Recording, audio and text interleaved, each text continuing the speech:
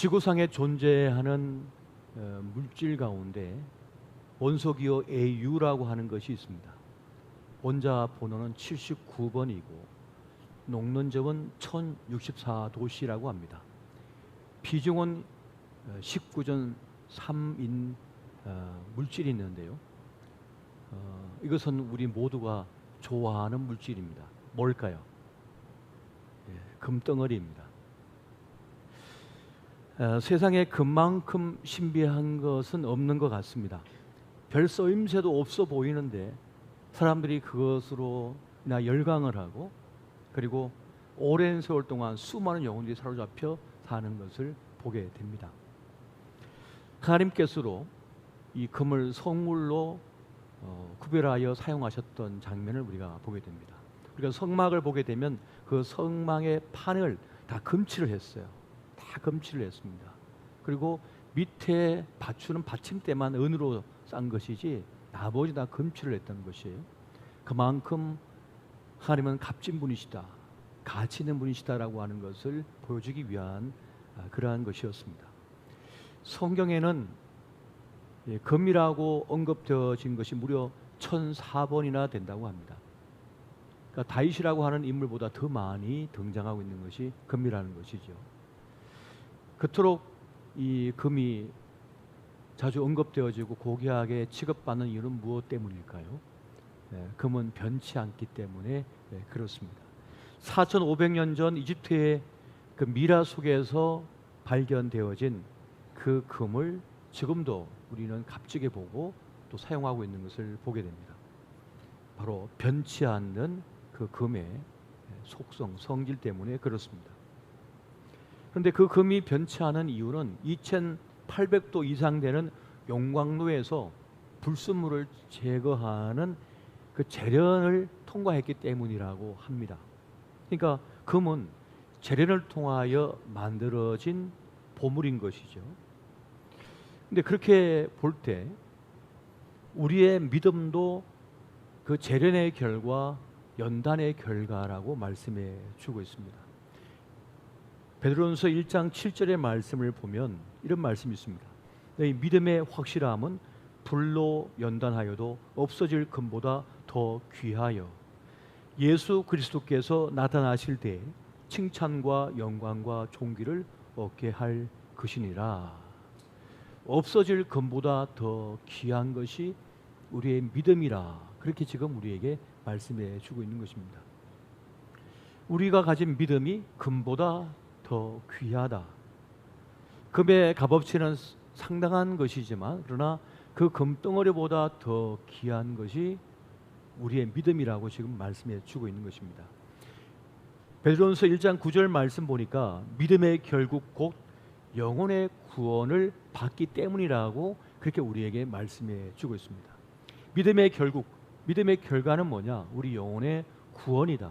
그래서 우리의 믿음은 금보다 더 귀한 것이다 라고 우리에게 알려주고 계시는 것입니다. 오늘 본문을 보게 되면 우리 예수님께서 자신이 자란 고향인 나사렛에 들어가셨지만 그곳에서는 큰 역사를 이루지 못했다. 많은 능력을 행하지 못하셨다라고 지금 말씀해 주고 있습니다. 하나님의 구원의 은혜가 유독 이 나사렛 동네에서만 역사하지 못하고 그냥 비껴갔다는 거예요. 은혜가 비껴갔다는 말씀을 하고 있습니다.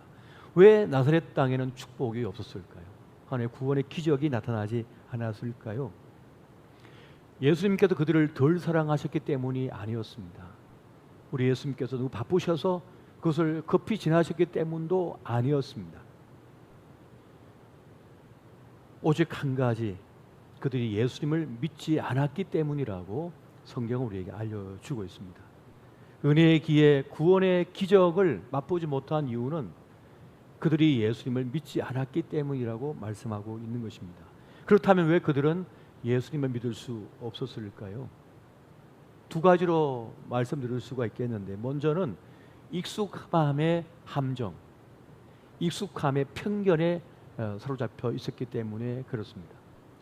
이 동일한 스토리를 다루고 있는 다른 본문들, 복음서를 보게 되면 비슷한 말을 반복해서 하고 있는 것을 보게 됩니다. 이 사람이 마리아의 아들 목수가 아니냐? 야고보와 요셉과 유다와 시몬의 형제가 아니냐? 그 누이들이 우리와 함께 있지 아니하냐라고 말을 하고 있습니다. 마리아의 아들이라고 하는 그 말에서 풍기는 느낌이 있습니다.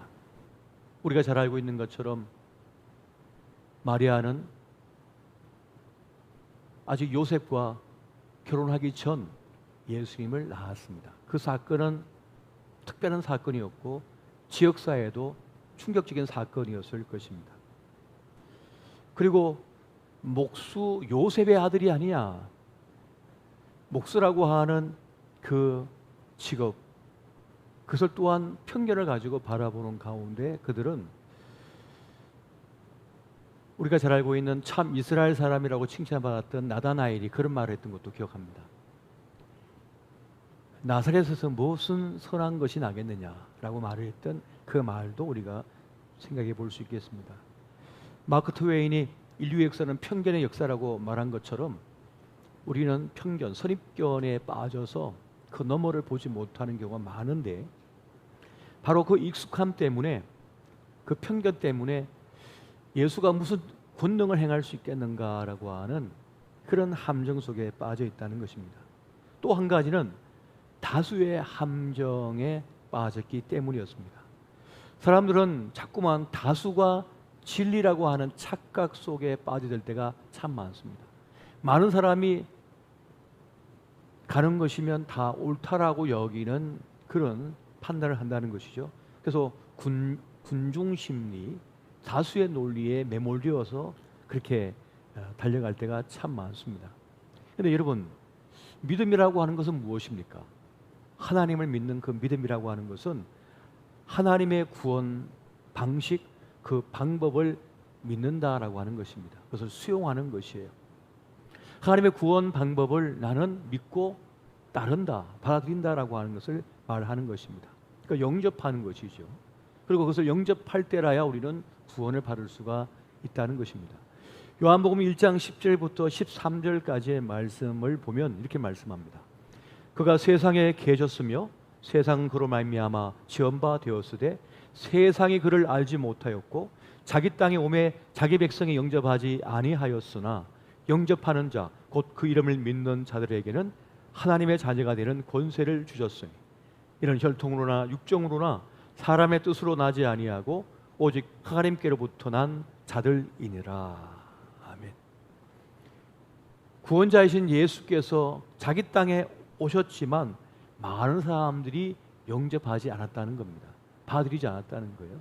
그런데 유독 수많은 사람들이 받아들이지 않고 영접하지 않는 가운데서도 주님을 구주로 영접한 사람들이 있었다는 겁니다. 그들은 구원을 받았고 하나님의 자녀가 되는 권세를 누렸다는 것입니다.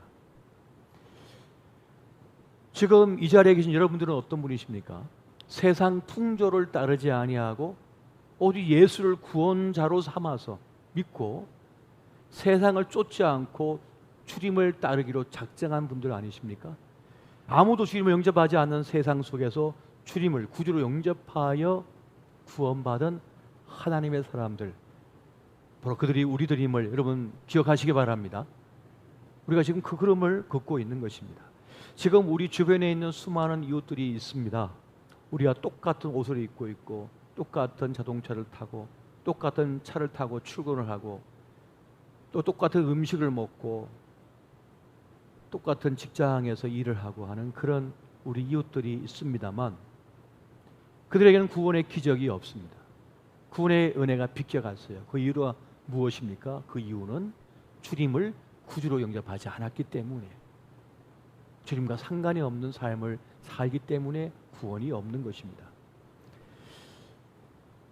지금까지는 아니었다 할지라도 분명히 예수 그리스도를 구주로 영접하여 구원의 기쁨 누리시는 그 한 사람 되시기를 예수 이름으로 축원드립니다. 여러분, 노아 홍수를 한번 생각해 보십시오. 하나님께서 120년 후에 홍수가 있을 것이다 라고 말씀을 하셨습니다. 이 말씀을 쫓아와서 산 꼭대기에 이 노아는 방주를 만들죠. 거대한 배를 만들기 시작합니다. 그 배를 만들 때 사람들은 그를 조롱하고 비난하고 도무지 이해가 가지 않았던 거죠. 배를 만들려면 바닷가나 강가에 만들어야 되는데 산 꼭대기에 만든다니. 그리고 그 방주는 배는 노가 없어요. 앞뒤가 없어요. 도무지 납득도 이해도 되지 않는 그러한 배를 만들고 있었다는 것이죠. 사람들은 비웃었습니다. 하지만 비웃던 그들은 다 죽고 말았습니다. 사실 내가 믿는다, 믿지 않는다라고 하는 이 사실은 참 초라하기 그지없는 말입니다. 우리가 믿든지 말든지 진리라고 하는 것은 존재하기 때문에 그렇습니다. 우리가 천국을 믿든지 또 지옥을 믿든지 믿지 않든지 상관이 없이 천국과 지옥은 존재를 합니다. 그것을 믿고 주님을 영접하면 구원을 받을 것이지만 믿지 않으면 심판을 받게 된다는 것입니다. 그러니까 객관적 진리라고 하는 것은 나의 주관적인 의견의 동의를 기다리지 않습니다. 바라지도 않습니다. 진리이기 때문에 그렇습니다. 진리는 우리의 주관적인 동의를 바라지도 않습니다. 상관도 하지 않습니다. 내가 그 사실을 믿으면 그 진리는 나의 것이 되지만 내가 믿지 않으면 나와 상관이 없는 구원의 사건이 되어집니다. 6월절 어린 양의 그 사건을 한번 생각해 보십시오. 애굽에 살고 있던 이스라엘 백성들에게 하나님께서 모세를 통하여 말씀하시잖아요. 6월절 어린 양의 피를 문지방에 바르라. 바르면 살 것이다. 이 객관적인 진리, 이 구원의 진리는 내가 그것을 동의하든지 동의하지 않든지 그대로 이루어집니다. 말씀에 순종하여 문지방에 그 6월절 어린 양의 피를 바른 사람은 심판을 면하지만 유대인이고 이스라엘 사람이라 할지라도 자기 혈통만 믿고 문지방에 6월절 어린 양의 피를 바르지 않는 사람은 천사의 심판을 받았어요. 육적인 혈통은 아무 소용이 없다는 겁니다. 주님의 그 객관적인 구원의 진리의 사건을 수용하느냐, 받아들이느냐, 믿음으로 받아들이느냐에 따라서 구원이 있고 없고의 결과를 가져왔다는 것이죠. 이것은 매우 중요한 사건이고 지금도 우리에게 매우 간단하지만 중요한 진리로서 지금 말씀하고 있는 것입니다. 그렇게 볼 때 사람들은 두려움이나 어떤 자기 약함을 부끄럽게 여기는 것 같아요. 그런데 제가 볼 때 자기 확신이 부족하거나 두려움이 있거나 불안감을 갖고 있는 것을 부끄럽게 생각할 필요 없습니다. 자기 약함을 부끄럽게 생각할 필요가 없습니다. 두려워할 줄 아는 사람이 구원의 기회를 얻습니다. 나는 부족하다, 나는 모른다라고 자기 한계를 인정하는 사람이야말로 하나님을 믿을 수 있고 하나님을 의지할 수가 있는 것입니다. 자기 확신이 가득한 사람, 자기 확신으로 가득 차 있는 사람은 주님의 구원의 진리를 받아들이지 못합니다. 왜? 자기가 너무 높거든요. 자기 의가 너무 강하거든요. 그래서 그 구원의 진리를 받아들일 수가 없는 거예요. 그래서 구원을 누리지를 못하는 것입니다. 산모들의 아버지다 불리는 사람이 있습니다. 그가 산부인과 의사로 진료를 하고 아이를 받고 하다 보니까 너무 많은 산모들이 여성들이 죽어가는 거예요. 아기 낳다. 그래서 그때 그가 깨닫는 것이 있었습니다. 세균이 있다. 손을 닦아야 된다. 그래서 손을 깨끗하게 씻고 다른 환자를 받아야 된다고 그렇게 주장을 했습니다. 그랬더니 뭐라고 한 줄 아세요? 지역사회와 모든 의사 그룹들이 뭐라 하냐면 미쳤다고, 정신 나간 사람이라고. 어디 그런 게 있냐고. 아무리 바라 보이지도 않는데. 당시에는 이 환자 수술하다가 그대로 그냥 쓱쓱 닦고는 또 옆에서 환자를 만지고, 그래서 병을 계속 옮겼던 거예요. 그래서 감염에 의해서 수많은 산모들이 죽어갔습니다. 그런데 이 의사만큼은 손을 닦아야 된다, 손을 씻어야 된다, 깨끗한 손으로 환자를 만져야 된다, 수술을 해야 된다고 그렇게 주장했는데 정신병자라고 취급을 했어요. 그게 왕따가 되었어요. 그의 노년에 이르렀고 그가 죽은 후에야 그의 업적이 인정이 됩니다. 현명이 발견되어지고 더 깊이 보는 것을 발견한 후에야 진짜 세균이 있구나. 당대에는 그 사람은 아웃사이드였고 인정받지 못하는 의사였습니다. 그러나 그는 끝까지 이 진리를 붙들고 손을 깨끗이 닦고 소독한 뒤에야 다른 환자를 보고 아기를 받아들였던 거죠. 우리가 동의하든지 구원의 사건, 그 진리는 분명한 것이고 그것을 따르는 자만이 구원을 받을 수가 있다는 것입니다. 우리 이 나사렛에서의 이 사건을 마태, 마가, 누가, 요한 이렇게 다루고 있는데요. 누가복음 4장에 보면 우리 예수님께서 그 기적이 없는 이유에 대하여 두 가지 이야기를 하면서 그들에게 전곡을 찌르는 말씀을 하십니다. 그것은 무엇인가 하면 엘리야 시대, 누가복음 4장에 보면 엘리야 시대에 많은 과부가 있었는데 오직 한 과부만이 하나님의 축복과 은혜를, 구원을 누렸다. 그 과부가 사르밧 과부였던 것이죠. 하나님의 선지자인 엘리야가 찾아와서 먹을 것을 달라 했을 때 이 여인은 이제 마지막 떡을 빚어서 아들과 함께 먹고 죽으려고 했던 그 밀가루 통에서의 밀가루를 빚어가지고 선지자에게 대접을 합니다. 그때 엘리야가 뭐라고 합니까? 너는 지금 나가서 그릇들을 다 빌려오너라. 마을 사람들이 그릇을 빌려오너라. 그리고 이 기름병에서 그 그릇에 부을 때 그 그릇이 닿을 때까지는 이 기름병에 기름이 멈추지 않을 것이다. 이 말을 들은 이 여인은 순종하여 믿음으로써 그릇을 빌려오죠. 온 마을의 그릇을 다 팍팍 빌려와가지고 계속 따릅니다. 그 비싼 기름이 계속하여 그 그릇에 차지요. 그 그릇이 마지막 하나까지 채워질 때 비로소 그 기름병에서 기름이 멈췄습니다. 그리하여 그 여인과 아들은 구원함을 받을 수 있었다. 오직 한 여인만이 그 은혜를 누릴 수가 있었다고 예수님께서 이 나사렛 사람들에게 말합니다. 그랬더니 이 나사렛 사람들이 이 말의 뜻이 뭔지를 깨닫고는 막 분노를 하죠. 하지만 우리 예수님은 아랑곳 없이 계속해서 말씀하십니다. 선지자 엘리사 때에 이스라엘에 많은 한센병 환자가 있었지만 오직 한 사람, 그것도 이방인인 나만 장군이 구원을 받았다. 요단강에 가서 몸을 씻으라는 그 말씀을 처음에는 거부하다가 그 말씀에 순종하여 그가 기어이 그 요단강 물속에 자기 몸을 닦았을 때 그런 구원함을 얻었다라고 우리 예수님께서 그 나사렛 사람들에게 말씀을 선포하십니다. 그러니까 믿음 없이는 구원이 없다는 것이에요. 믿음 없이는 기적을 체험할 수 없다는 것이고 그 믿음 없이는 하나님의 은총을 누릴 수 없다는 사실을 말씀해 주고 있다는 사실입니다. 여러분, 기도 생활을 힘들어하는 분들이 계십니다. 기도가 왜 잘 안 될까? 난 왜 기도가 힘이 없을까? 이런 분들이 계실 거예요.